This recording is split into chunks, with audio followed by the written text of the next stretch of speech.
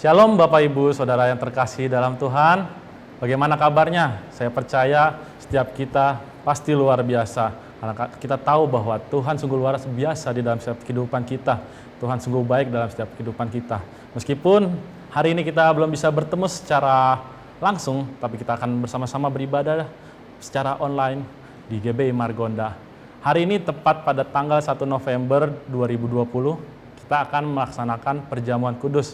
Jadi saya mengingatkan untuk Bapak Ibu Saudara untuk menyiapkan roti dan anggurnya, karena kita akan bersama-sama melaksanakan perjamuan kudus bersama Gembala kita Pak Rudi Sahendra. Berikut ini akan saya bacakan beberapa pengumuman sepanjang sepekan di GBI Margonda. Yang pertama adalah bagi Bapak Ibu Saudara yang ingin didoakan atau mempunyai pergumulan masalah, bisa sama-sama kita untuk sharing atau membagikan apa yang perlu dibagikan ke WhatsApp call center GBI Margonda yang tertera di layar Bapak Ibu Saudara. Nanti tim kami dari GBI Margonda akan segera menghubungi Bapak Ibu Saudara.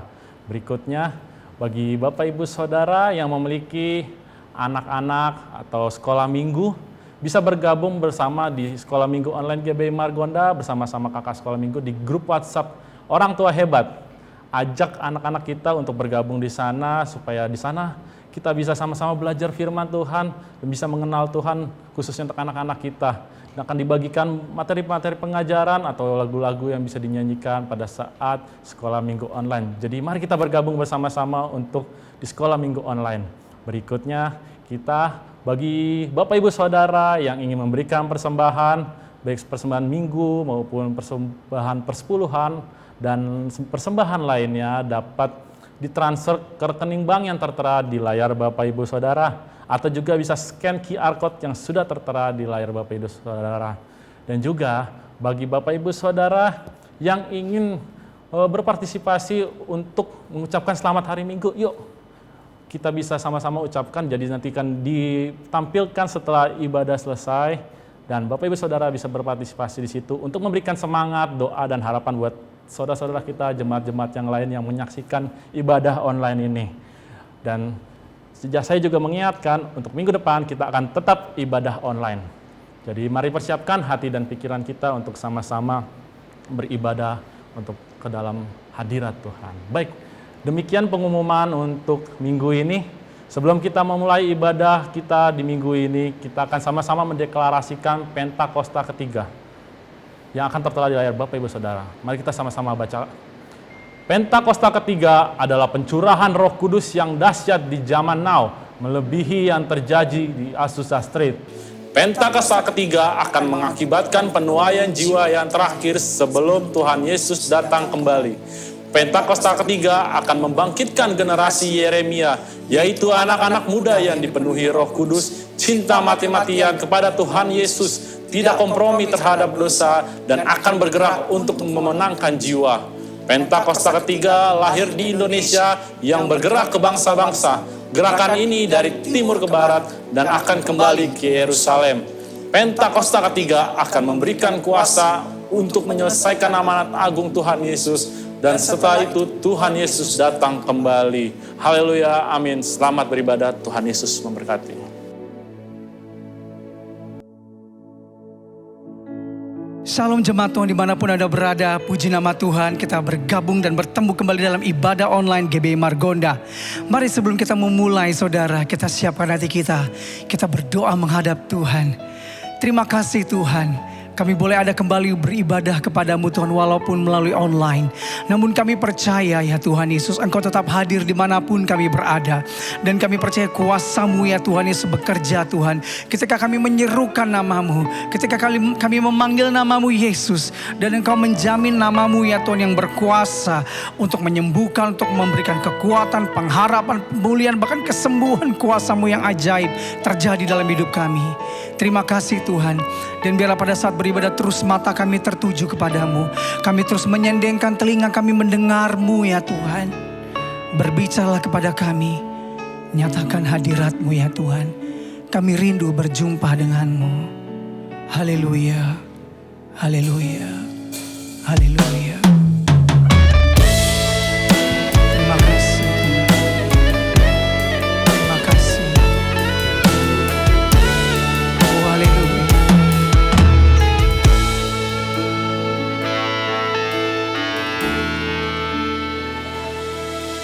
Gelapkah jalan di hidupmu,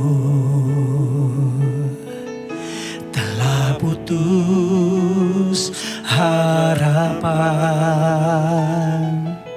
dengan semua kekuatanmu. Kau tak mampu mengubah sendiri,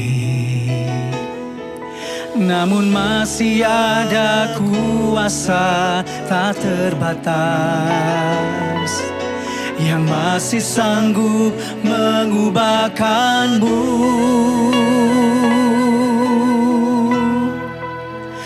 Masih ada Tuhan, masih ada kuasa tak terbatas. Dia pencipta semesta, Dia juga sanggup mengubah hidupmu sekarang.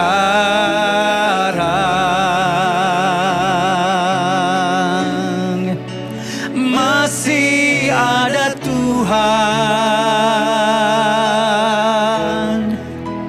masih ada jawaban.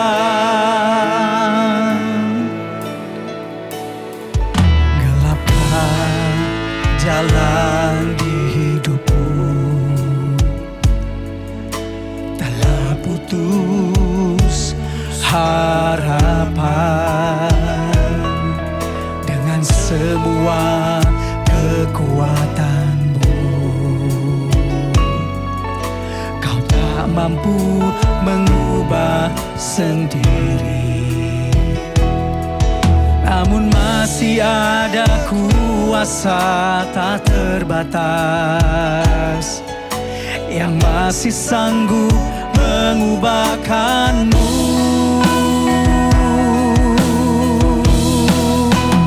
Masih ada Tuhan, masih ada kuasa tak terbatas. Dia pencipta semesta, Dia juga sanggup mengubah hidupku sekarang.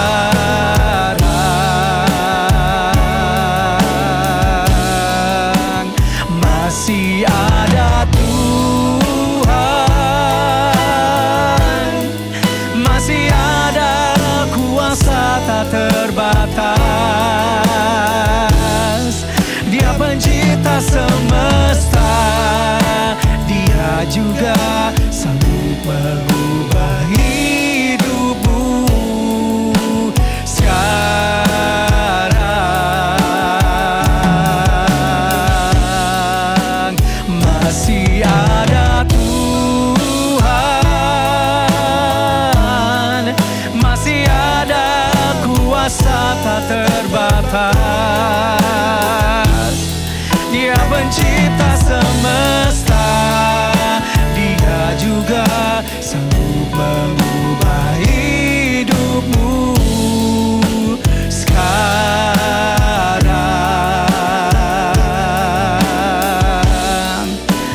Masih ada Tuhan,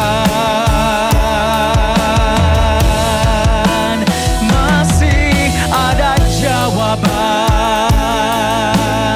Mari bangun iman kita, saudara. Masih ada Tuhan,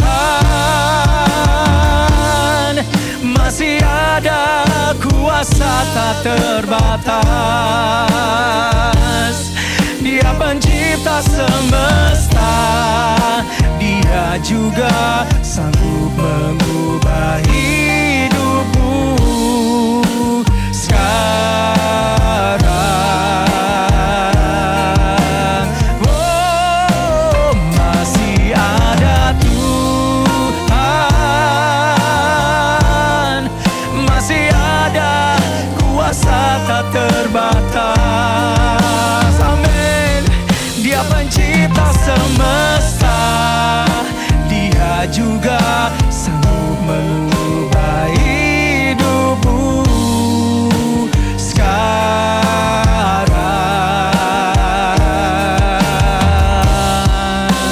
Masih ada Tuhan. Dengan iman katakan, masih ada jawaban. Masih ada Tuhan, masih ada Tuhan. Haleluya. Oh, hanya Kaulah Tuhan jawaban, hanya Kaulah Tuhan. Oh, pertolongan, Engkaulah yang kami harapkan. Sungguh tiada yang lain. Mari berseru kepada nama Tuhan, saudara. Dia satu-satunya pengharapan pertolongan kita. Sekalipun gelap jalan yang kita lalui, Dialah terang kehidupan. Asal kita tetap tertuju kepada Dia, asal mata kita tertuju kepada Dia, asal hati kita terus condong kepada Tuhan, saudara. Oh, aku percaya, walaupun di dalam badai, walaupun lewati lembah kelam, ku tetap percaya.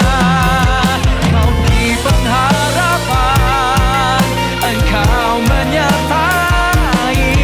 Ku percaya, ku percaya. Kuliana dalam maya syanda karana baba baba. Undirian dia dalam maya syata karyanamu. Kuliana dalam maya syanda karana baba. Sakaulah jalan kebenaran dan hidup.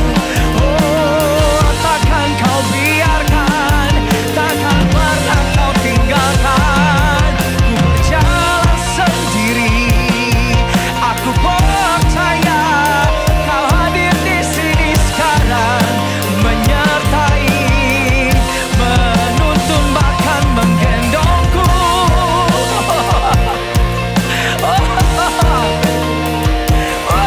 Amin, amin, amin, amin.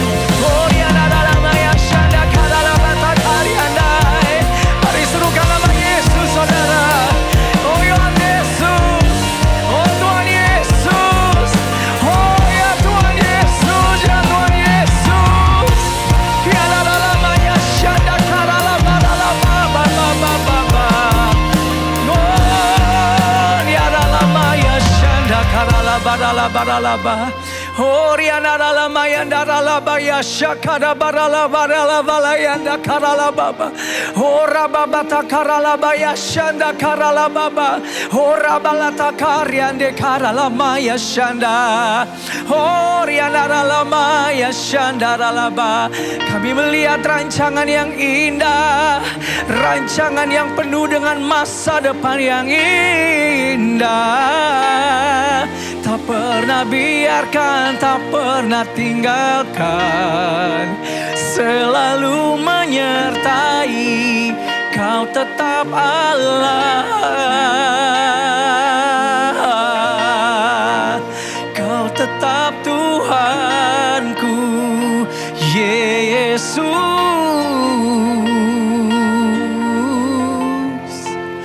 Masih ada Tuhan, masih ada kuasa tak terbatas. Amin. Dia pencipta semesta, Dia juga sanggup mengubah hidupmu sekarang. Dengan iman ya saudara. Masih ada Tuhan, katakan dengan iman. Masih ada kuasa tak terbatas. Dia pencipta semesta, Dia juga sanggup mengubah hidupmu sekarang.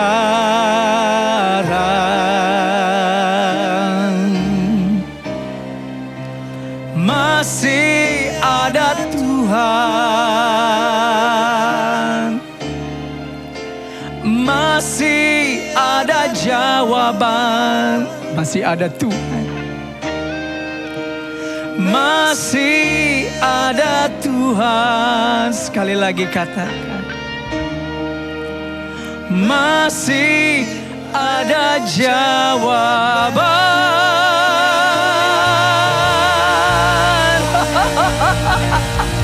Haleluya.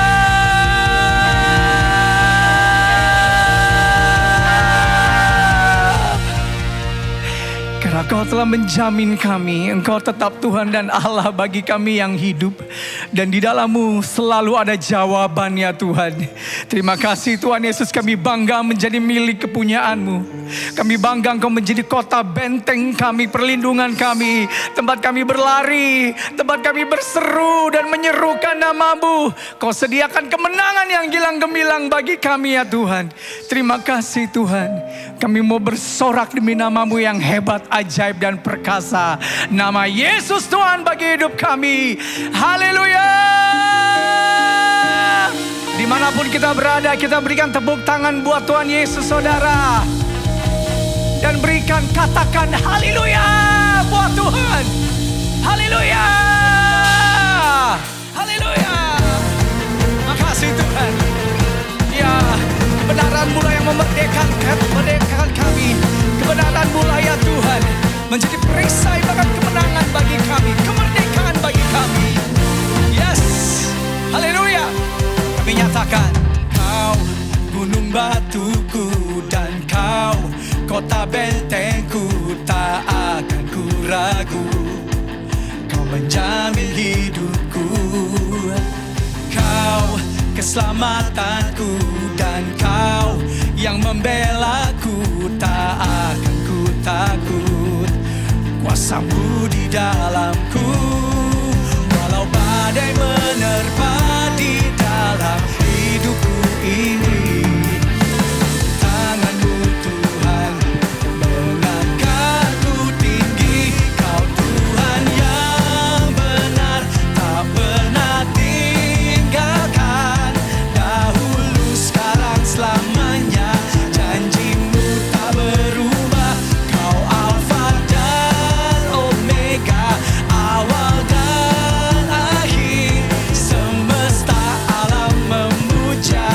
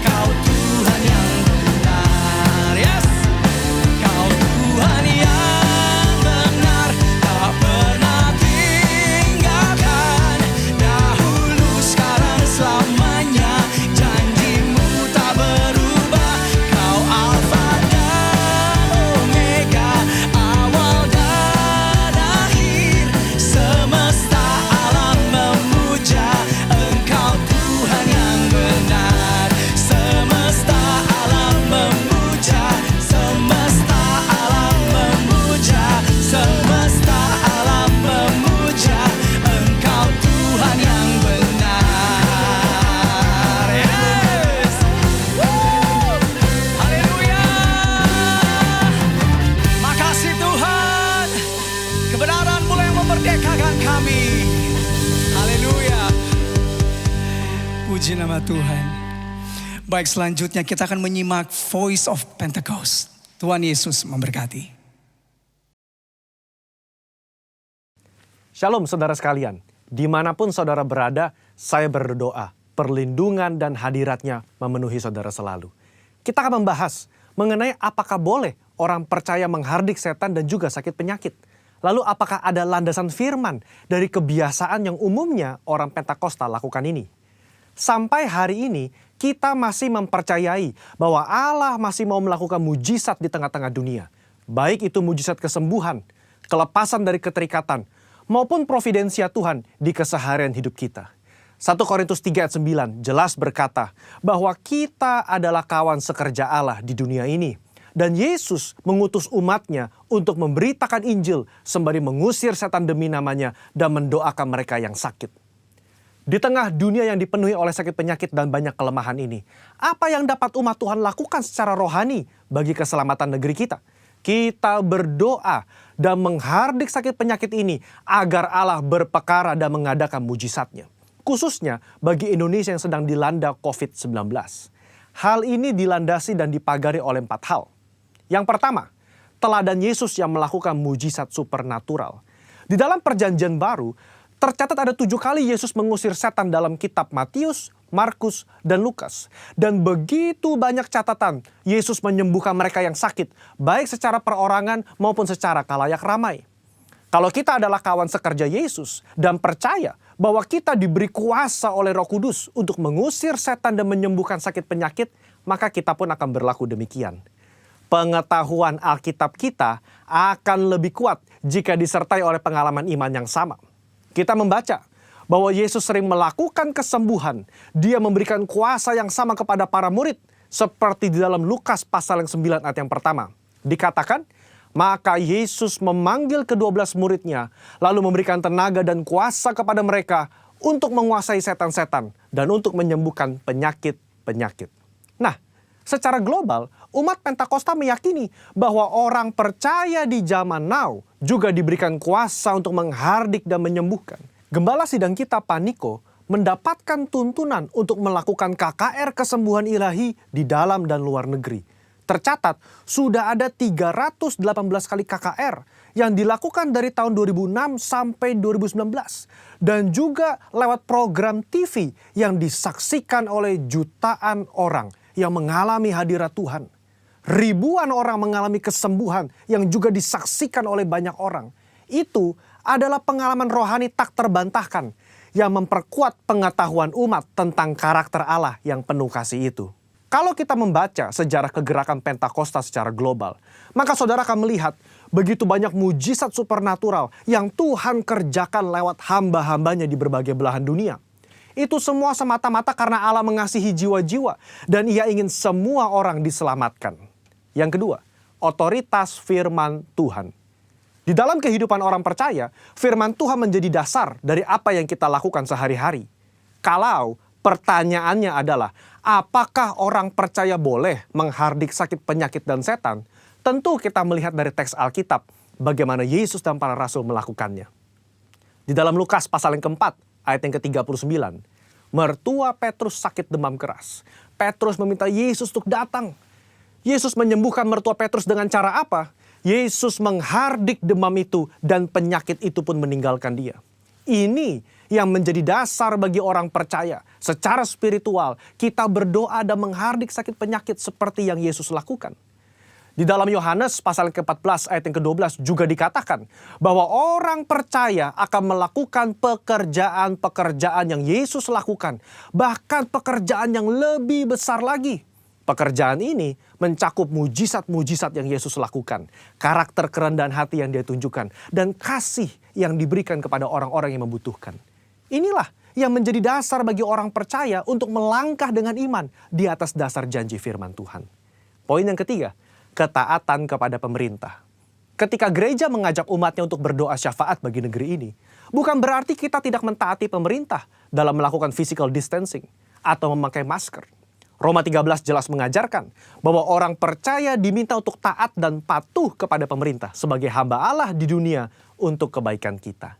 Dalam konteks pandemi COVID-19, maka ketika kita berdoa menghardik pandemi ini agar cepat selesai, pada saat yang bersamaan kita juga mentaati peraturan pemerintah dalam mematuhi protokol kesehatan. Poin yang keempat, menantikan waktunya Tuhan. Ketika kita berdoa syafaat dan melakukan tindakan iman seperti menghardik hal semacam ini, tidak terlepas dari kedaulatan Tuhan. Iman yang rasional membuat kita terus-menerus berdoa dan berharap hanya kepada Tuhan, sembari mengetahui bahwa jalan manusia bukan jalannya Tuhan. Rancangan manusia bukan rancangannya Tuhan. Contoh, ketika Daud berdoa dan berpuasa demi anaknya yang sakit, sebagai penghakiman Tuhan atas hubungannya yang salah dengan Batsheba, dia melakukannya dengan tidak jemu-jemu. Tetapi ketika Tuhan berkata lain dan anak itu harus mati, maka Daud segera bangkit. Dia makan dan kembali beraktivitas. Apa yang dapat kita pelajari? Orang percaya diminta untuk terus berdoa dengan tidak jemu-jemu. Tetapi jawaban final ada di tangan Tuhan. Rentang waktu ketika kita mulai berdoa sampai adanya jawaban dari Tuhan dapat digunakan sebagai waktu pertobatan dari sisi manusia dan juga waktu untuk mencari hadirat Tuhan. Saudara, apa kesimpulannya? Iman yang rasional bukanlah iman yang buta dan gegabah. Iman yang melibatkan akal budi dan pikiran kita sangat diperlukan dalam meresponi pandemi COVID-19 ini. Kita tetap mempercayai mujizat Allah di tengah bangsa kita. Kita berdoa untuk pemerintah agar diberi hikmat menyelesaikan pandemi ini. Dan kita pun mentaati protokol kesehatan, menjaga jarak, mencuci tangan, dan memakai masker. Saya berdoa agar kita semua mau ambil bagian untuk berdoa dan bersyafaat bagi bangsa Indonesia. Saudara-saudara, untuk penjelasan lebih lengkapnya dari tim teologi kami, jangan lupa buka link yang ada di atas atau scan barcode yang tersedia. Tuhan Yesus memberkati saudara sekalian. Amin.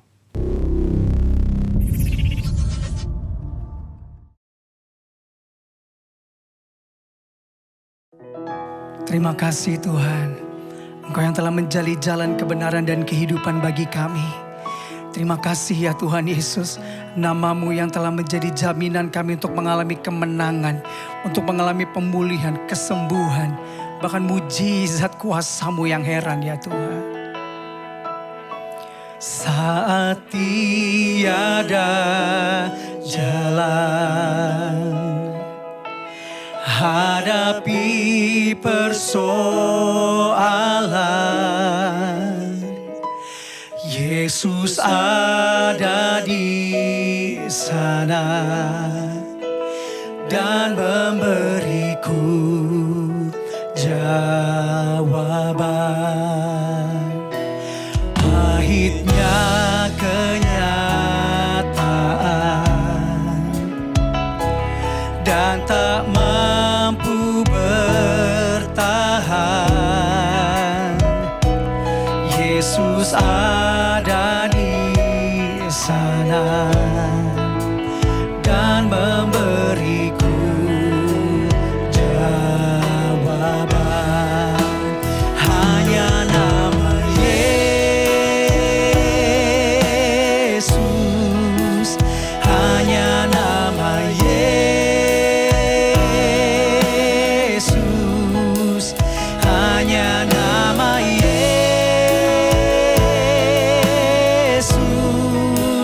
berikan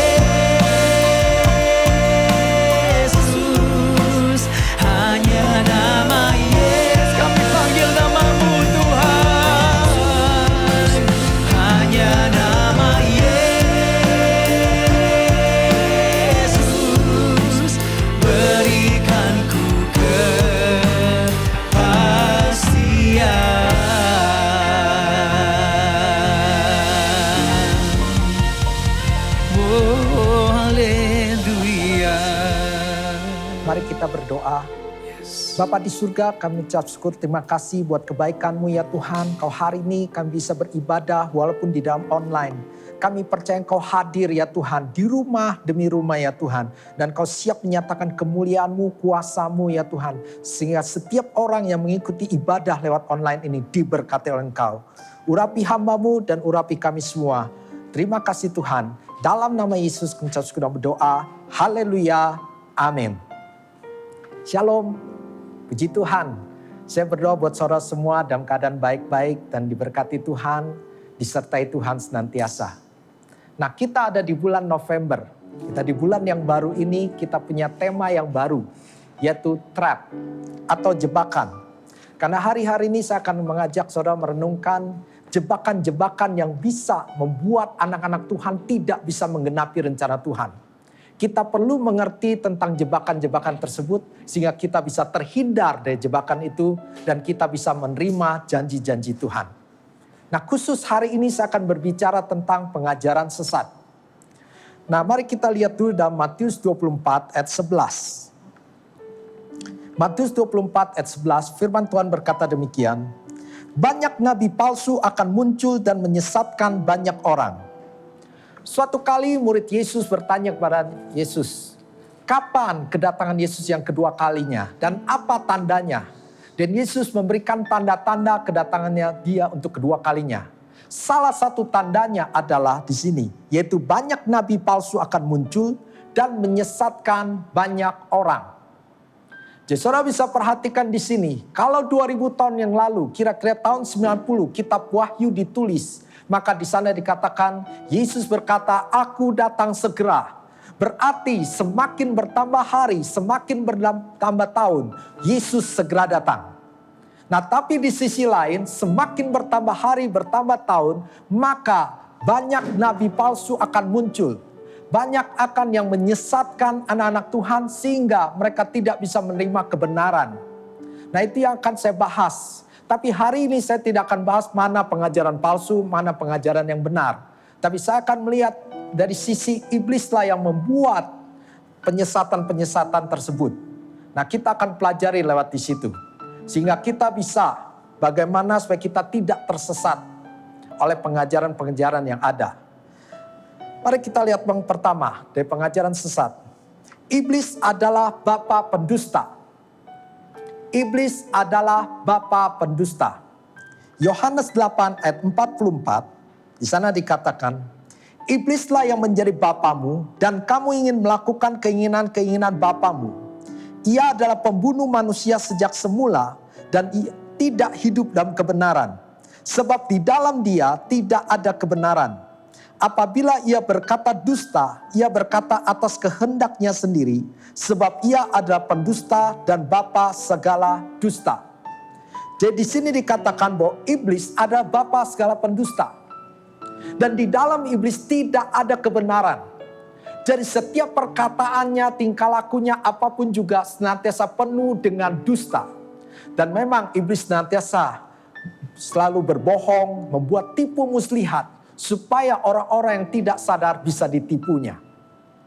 Nah, sama kalau kita lihat dalam tentang pengajaran. Iblis juga akan menyesatkan anak-anak Tuhan dengan firman Tuhan yang benar itu dia nyatakan tidak benar. Tapi yang tidak benar itu dia nyatakan benar. Dan sekali lagi, penyesatan yang iblis lakukan adalah sebuah kebenaran firman Tuhan, dia nyatakan itu bukan kebenaran. Tapi sebuah yang bukan kebenaran oleh iblis, dia buat itu ada kebenaran. Sehingga manusia bisa disesatkan. Tapi kita harus tahu itu ada tipu daya iblis. Bahwa dia akan mencoba menipu anak-anak Tuhan. Dengan cara menyelewengkan firman Tuhan. Dia memakai seakan-akan itu ada firman Tuhan. Tetapi suatu firman Tuhan yang sudah diselewengkan. Sudah disalahgunakan. Nah, kita akan lihat contoh di dalam Alkitab bagaimana iblis pun menipu manusia dengan firman Tuhan yang telah diselewengkan. Di dalam Kejadian 3 ayat 1 sampai 5. Kejadian 3 ayat 1 sampai 5, firman Tuhan berkata demikian. Adapun ular ialah yang paling cerdik dari segala binatang di darat yang dijadikan oleh Tuhan Allah. Ular itu berkata kepada perempuan itu, tentulah Allah berfirman, semua pohon dalam taman ini jangan kamu makan buahnya, bukan? Lalu saut perempuan itu kepada ular itu, buah pohon-pohonan dalam taman ini boleh kami makan. Tetapi tentang buah pohon yang ada di tengah-tengah taman, Allah berfirman, jangan kamu makan ataupun raba buah itu, nanti kamu mati.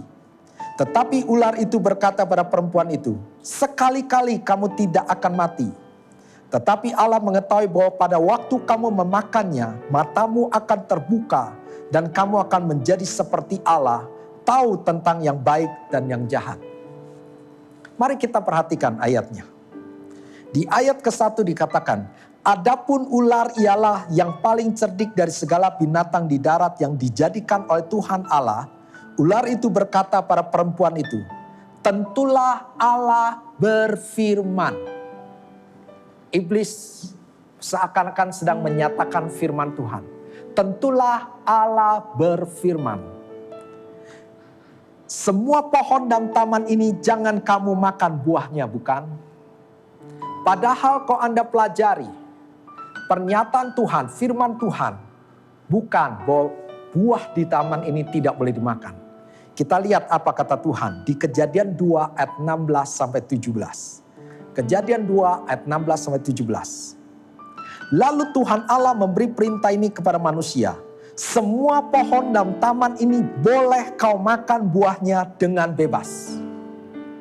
Tetapi pohon pengetahuan tentang yang baik dan yang jahat itu, janganlah kau makan buahnya, sebab pada hari engkau memakannya pastilah engkau mati. Jadi iblis berkata, tentulah Tuhan berfirman. Tapi ternyata firman yang telah dia ubah. Sehingga Hawa yang tidak terlalu mengerti firman, dia bisa tertipu. Dari mana kita bisa tahu bahwa Hawa tidak terlalu mengerti firman?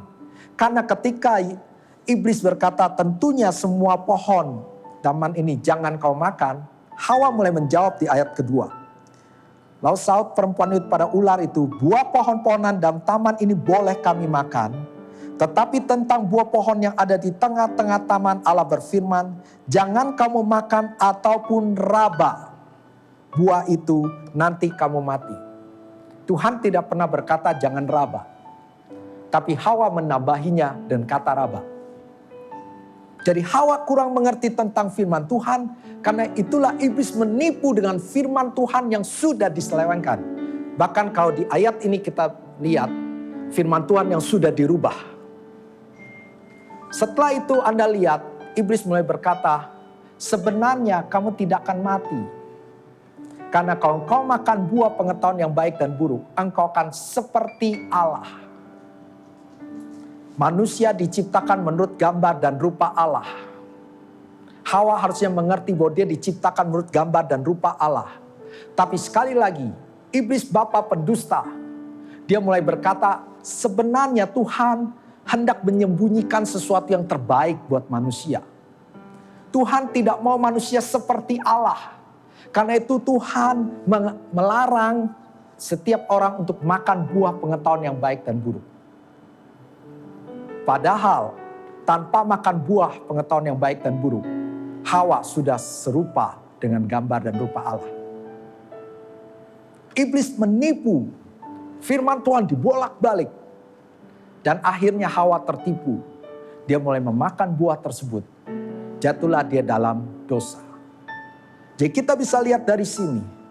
Iblis memakai firman Tuhan yang dia rubah. Karena Hawa kurang mengerti firman Tuhan. Dia pun tertipu.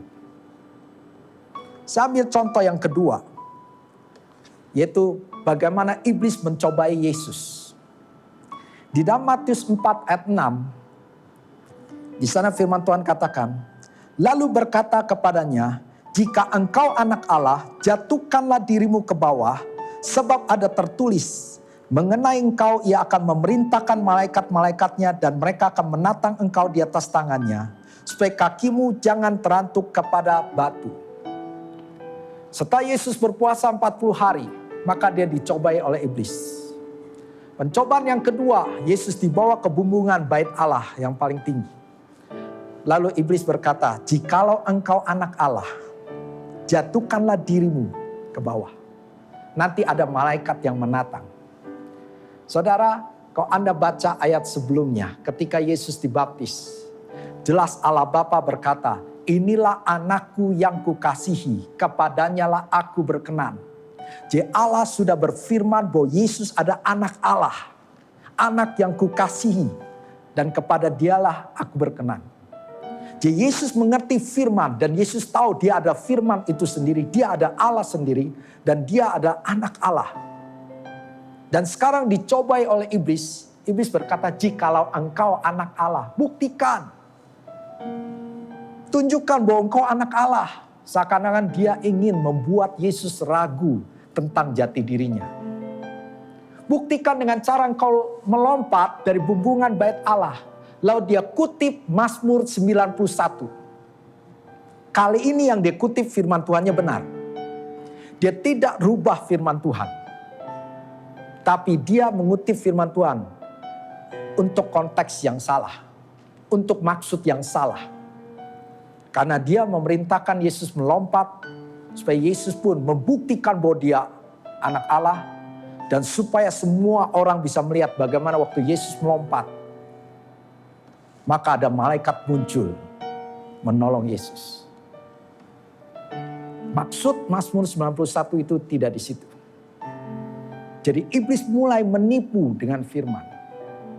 Tapi dengan konteks yang salah.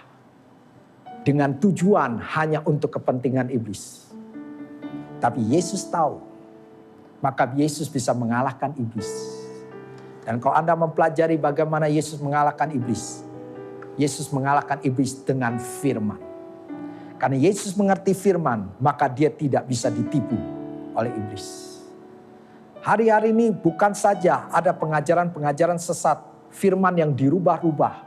Tapi juga ada firman yang hanya dicomot satu, diambil di sini. Dan untuk tujuan-tujuan yang salah. Itu sama persis ketika seperti orang yang sedang berjalan lewat sebuah taman. Lalu di situ ada rumput dan ada papan pengumuman. Dilarang berjalan di atas rumput. Lalu ketika kita baca dan kita mulai lari melewati rumput tersebut. Waktu ditegur, kenapa kamu lari melewati taman ini? Bukankah dikatakan dilarang berjalan di atas rumput? Oh ya, larangannya hanya untuk berjalan. Kalau saya berlari. Dia mengubah pengumuman itu dengan tujuan untuk kepentingan diri sendiri. Nah, iblis seringkali melakukan demikian. Firman Tuhan dia rubah segala sesuatu untuk kepentingan iblis. Jadi hati-hati. Dia ada bapa pendusta. Dia akan berdusta dengan memakai firman Tuhan yang sudah diselewengkan, yang diubahkan. Sehingga kita yang tidak mengerti firman bisa tertipu. Nah, itu bagian yang pertama. Bagian yang kedua, bagaimana supaya kita tidak disesatkan. Kita sudah tahu bahwa cara iblis ada dia berdusta, membuat tipu muslihat. Maka bagaimana supaya kita ini tidak tertipu atau tidak disesatkan. Mari kita lihat Matius 22 ayat 29. Matius 22 ayat 29. Firman Tuhan berkata demikian. Yesus menjawab mereka, kamu sesat sebab kamu tidak mengerti kitab suci maupun kuasa Allah. Jadi jelas Yesus katakan kamu sesat. Kenapa bisa sesat? Karena tidak mengerti kitab suci atau kuasa Allah. Jadi kalau kita ingin hidup ini tidak disesatkan atau ditipu, maka kita harus mengerti kitab suci. Kita harus mengerti firman Tuhan. Saudara, dunia ini saat-saat ini banyak pengajaran-pengajaran palsu. Banyak pengajaran sesat. Bagaimana kita bisa mengetahui mana yang sesat, mana yang benar? Pelajarilah yang benar. Anda kalau ingin tahu suatu barang itu palsu atau tidak, Anda harus mengerti dulu tentang kebenaran benda tersebut dulu. Kalau Anda bisa mengenali benda itu yang asli, maka ketika Anda menemukan benda walaupun sama, tapi Anda bisa mengetahui mana yang palsu, mana yang asli. Jadi kalau kita ingin hidup ini tidak disesatkan, kita harus punya firman Tuhan. Kita harus mengerti firman Tuhan. Karena itu firman Tuhan sangat penting sekali dalam kehidupan kita semua. Setiap hari kita harus baca firman Tuhan. Kalau kita tidak mengerti firman Tuhan, kita akan mudah disesatkan. Di dalam Efesus 4 ayat 13-14. Efesus 4 ayat 13-14 dikatakan, sampai kita semua telah mencapai kesatuan iman dan pengetahuan yang benar tentang anak Allah, kedewasaan penuh dan tingkat pertumbuhan yang sesuai dengan kepenuhan Kristus. Sehingga kita bukan lagi anak-anak yang diombang-ambingkan oleh rupa-rupa angin pengajaran, oleh permainan palsu manusia dalam kelicikan mereka yang menyesatkan. Jadi kita semua anak-anak Tuhan punya goal menjadi serupa dengan Kristus. Dan di situ goalnya ada sampai kita semua telah mencapai kesatuan iman dan pengetahuan yang benar tentang anak Allah. Kedewasaan penuh dan tingkat pertumbuhan yang sesuai dengan kepenuhan Kristus. Kalau kita punya pengetahuan yang benar tentang anak Allah, kita punya kedewasaan, maka kita tidak mudah disesatkan. Maka anak-anak Tuhan perlu rindu akan firman Tuhan. Harus mencintai firman Tuhan. Saya menghimbau setiap anak-anak Tuhan, jemaat GB Margonda untuk ikut KOM. Janganlah kita ikut KOM, itu hanya untuk sertifikat. Kadang-kadang ada orang ikut pelajaran Alkitab, KOM seperti gitu, hanya untuk sertifikat. Saudara, saya rindukan ketika kita ikut KOM ini, kita sungguh-sungguh haus akan Tuhan. Kita ingin mengerti kebenaran. Waktu kita mengerti kebenaran, kita tidak mungkin disesatkan. Dan dalam kul juga saya ada bagikan bahan-bahan kul. Ada pertanyaan-pertanyaan. Itu tujuannya adalah kita mulai merenungkan firman Tuhan. Kita bisa belajar lewat firman Tuhan. Karena itu setiap jemaat GB Margonda, saya harapkan semua ikut kul. Dan setiap bahan-bahan kul yang dibagikan, Anda jawab, Anda isi, Anda kirimkan kembali pada gembala-gembala kul. Karena tujuannya supaya kita membaca, merenungkannya. Karena dengan membaca ayat-ayat itu dan menjawab, itu kita secara tidak langsung sedang merenungkan. Sehingga firman itu bisa tertanam dalam hati pikiran kita. Karena kita perlu mengerti firman Tuhan hari-hari ini. Kalau tidak, kita akan mudah disesatkan. Saya mau kasih tahu pada saudara semua. Di dalam firman Tuhan itu ada hal-hal yang begitu luar biasa. Di dalam firman Tuhanlah kita bisa tahu janji-janji Tuhan. Karena itu iblis tidak mau supaya kita mengerti firman. Dia akan berusaha menyesatkan. Saya mau akhiri dengan ini. Perhatikan. Kenapa iblis berusaha menyesatkan manusia? Karena lewat firman Tuhan, kita bisa mengerti rencana awal Tuhan dalam kehidupan kita. Bulan lalu kita telah belajar tentang Return to Eden. Bagaimana kita kembali pada rancangan awal Allah menciptakan manusia. Itu adalah sebuah inti. Return to Eden, kembali kepada Allah. Pada rancangan Tuhan yang semula. Bagaimana kita telah didamaikan dengan Tuhan. Semua manusia telah berbuat dosa. Upah dosa adalah maut. Tapi Yesus mengasihi dunia ini. Allah mengasihi dunia ini sampai dia datang ke dunia ini. Mati buat saudara dan saya. Sehingga oleh darahnya kita dikuduskan. Dia sangat mengasihi kita. Darahnya memulihkan kita sehingga kita semua sekarang bisa datang kepadanya. Memanggil dia Bapa. Kita punya hubungan yang dekat dengan Allah. Dengan firman Tuhan kita bisa mengerti bahwa kelahiran kita di dunia ini bukan sebuah kebetulan. Tapi Tuhan punya rancangan supaya hidup kita berbuah dan bermultiplikasi. Berbuah ini ada menghasilkan karya menjadi berkat. Dan bermultiplikasi saya mau katakan bukan hanya sekedar menjadi banyak. Tapi yang harus kita bagikan ada karakter Kristus kepada orang lain. Supaya orang lain mengenal kebenaran. Supaya semua orang juga bisa menjadi serupa dengan Kristus. Dan yang ketiga, kalau kita mengerti firman Tuhan, kita akan punya otoritas. Iblis tidak mau anak-anak Tuhan mengerti ini. Maka dia buat penyesatan-penyesatan. Padahal sesungguhnya setiap anak-anak Tuhan punya otoritas. Kita ada anak-anak Tuhan yang penuh kemenangan.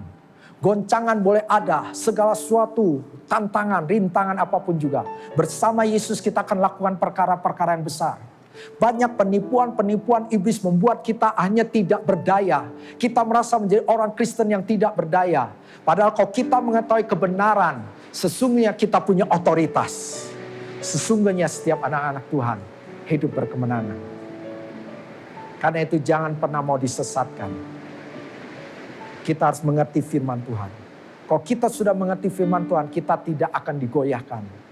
Walaupun banyak nabi-nabi palsu, banyak penyesatan-penyesatan, tapi kita tetap akan berdiri di atas kebenaran. Karena kita sudah mengerti firman Tuhan. Karena itu dua hal yang kita pelajari tentang pengajaran sesat. Iblis ada dalang dari penyesatan-penyesatan. Dia ada bapa pendusta. Karena itu dia akan berdusta, menyesatkan, menipu anak-anak Tuhan. Tapi sayang seringkali dia pakai adalah firman Tuhan. Firman Tuhan yang diselewengkan, firman Tuhan yang telah diubahkan. Sehingga kita yang tidak tahu kebenaran disesatkan. Tapi yang kedua yang bisa kita pelajari. Supaya kita tidak disesatkan. Kita harus mengerti firman Tuhan. Kita harus belajar firman Tuhan. Kita harus membaca firman Tuhan setiap hari. Dan kita juga mau bertumbuh. Di gereja ada pelajaran kom, kita bisa ikut. Ada kul, kita bisa ikut. Dan hati-hati dengan pengajaran-pengajaran yang banyak di dalam internet. Kita perlu senantiasa berpegang pada kebenaran. Yaitu belajarlah kom. Sehingga kita bisa tahu mana yang benar, mana yang salah. Maka ketika kita tahu kebenaran, kita punya hubungan intim dengan Tuhan, kita akan menghasilkan buah menjadi berkat bagi banyak orang. Dan kita hidup dalam kemenangan. Tuhan memberkati. Mari kita berdoa. Bapa, terima kasih buat firman-Mu yang mengingatkan kami tentang jebakan-jebakan yang ada. Kalau hari ini kami belajar tentang pengajaran sesat. Iblislah dalang atas setiap penyesatan. Karena itu Tuhan ajar kami untuk belajar firman Tuhan, untuk haus akan firman Tuhan. Supaya kami tidak mudah disesatkan. Supaya kami boleh ya Tuhan senantiasa berpegang pada firman-Mu. Dan menggenapi rencana-Mu.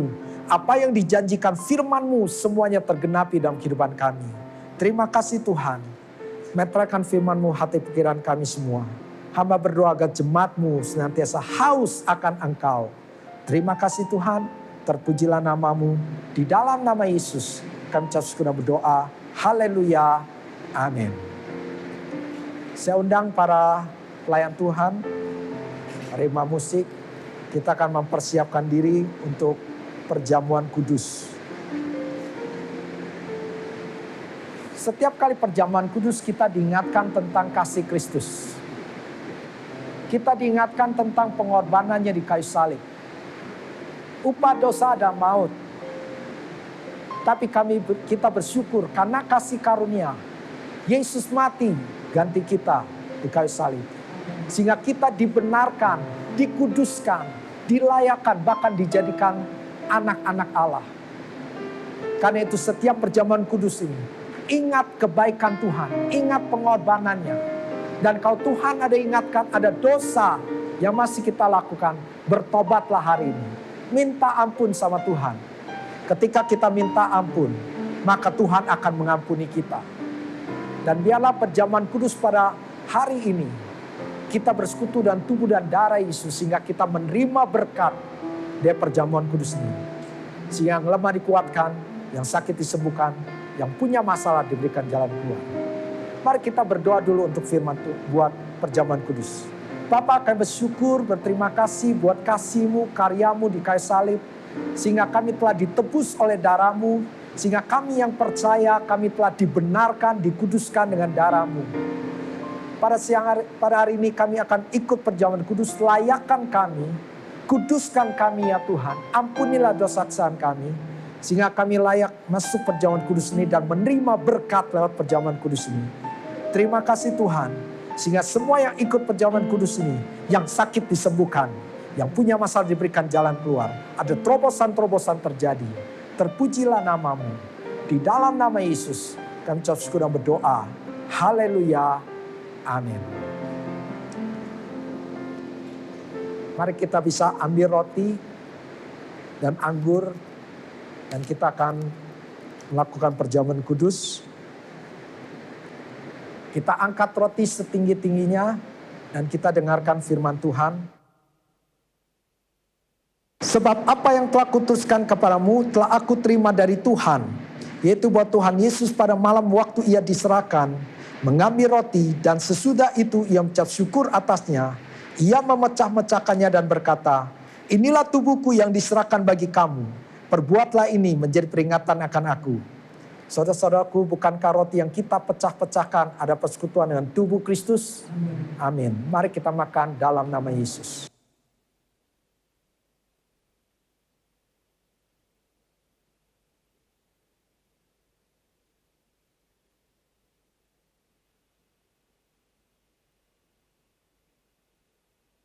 Mari kita angkat cawan setinggi-tingginya dan dengarkan firman Tuhan. Demikian juga ia mengambil cawan sesudah makan lalu berkata, cawan ini ada perjanjian baru yang dimeteraikan oleh darahku.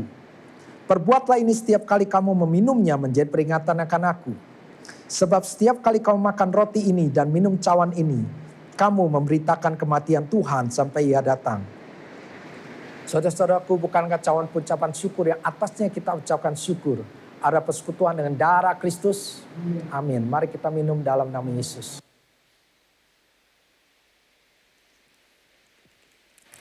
Mari kita ucapkan syukur. Terima kasih Tuhan Yesus. Terima kasih Yesus. Terima kasih. Terima kasih Yesus. Untuk tubuh dan darah-Mu Tuhan. Untuk pengorbananmu Yesus. Terima kasih Bapa. Haleluya.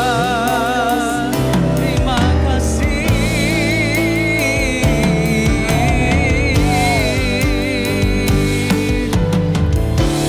Terima kasih Yesusku. Terima kasih Yesusku. Puji syukur hanya bagi Tuhanku. Terima kasih Yesusku. Terima kasih Yesusku.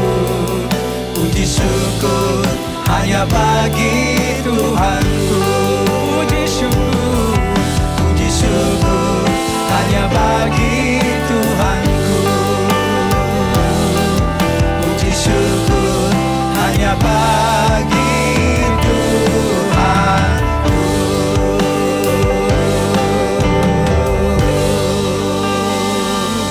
Terima kasih Tuhan buat perjamuan kudus pada hari ini. Kami percaya kami telah menunggal dengan tubuh dan darah-Mu. Dan kami terima berkat dari perjamuan kudus ini. Yes. Kami disembuhkan, kami dipulihkan ya Tuhan. Amin. Kami telah diberikan jalan keluar dan kami menjadi pemenang. Yes. Terima kasih Tuhan dan kami percaya tahun 2020 adalah tahun dimensi yang baru. Amin. Kami semua akan naik bukannya turun. Amin. Jadi kepala bukan ekor. Amin. Dan kami akan dipenuhi dengan kemuliaan Tuhan. Amin. Sehingga semakin hari semakin serupa dengan Yesus. Amin. Terima kasih Tuhan. Mari kita angkat tangan. Bapa, hamba memberkati semua jemaat-Mu ya Tuhan, yang memberikan persembahan, yang mengembalikan persepuluhan, yang memberikan janji iman, memberikan persembahan. Engkau memberkati mereka berlimpah-limpah. Engkau buka tingkap-tingkap langit dan mencurahkan berkat yang berkelimpahan. Dan kami menghardik setiap belalang pelahap dalam kehidupan mereka di dalam nama Yesus. Dalam nama Dan kami Yesus. berdoa buat semua jemaat-Mu ya Tuhan. Kami memasuki bulan November, bulan yang lebih baik daripada bulan Oktober. Yeah. Diberkati yang bekerja, diberkati Yeah. yang sekolah, diberkati Dalam yang nama kuliah, Yesus. diberkati yang usaha, diberkati apa saja Amin. profesi mereka. Semuanya berhasil, semuanya diberkati Tuhan berlimpah-limpah. Amin. Semuanya disertai Tuhan. Dan apa Yes. saja mereka kerjakan berhasil dan beruntung. Perlindungan Tuhan sempurna, semuanya sehat. Amin. Tidak ada virus COVID-19 yang Ya. dapat menjamah setiap anak-anak-Mu. Ada perlindungan Tuhan bagi setiap anak-anak-Mu ini. Terima kasih Tuhan, terpujilah nama-Mu. Di dalam nama Yesus kami ucap syukur dan berdoa. Haleluya. Mari kita angkat tangan untuk terima berkat Tuhan. Berkat yang berlimpah-limpah sukacita, damai sejahtera, kesehatan, kekuatan dari Allah Bapa di dalam kasih sayang Yesus Kristus, serta persekutuan, penghiburan, pertolongan dari Roh Kudus menyertai saudara semua, mulai hari ini sampai kedatangan Tuhan kedua kalinya, menjemput kita di awan permai bahkan sampai selama-lamanya. Mari percaya kita katakan, amin. Amin. Tuhan memberkati. Kau Allah yang besar, ajaib dan mulia. Kau Yesus yang selalu membuatku terpesona. Segala pujian bagimu ya Tuhan. Hanya Kau yang layak ku agungkan.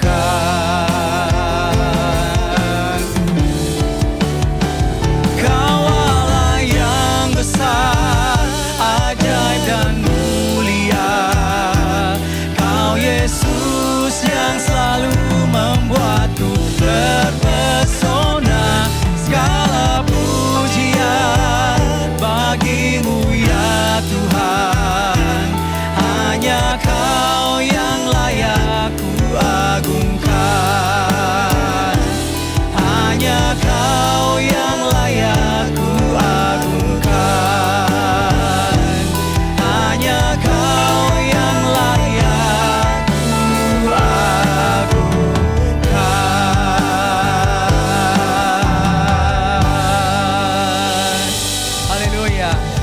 Terima kasih Bapak Ibu Saudara. Selamat hari Minggu. Tuhan Yesus memberkati.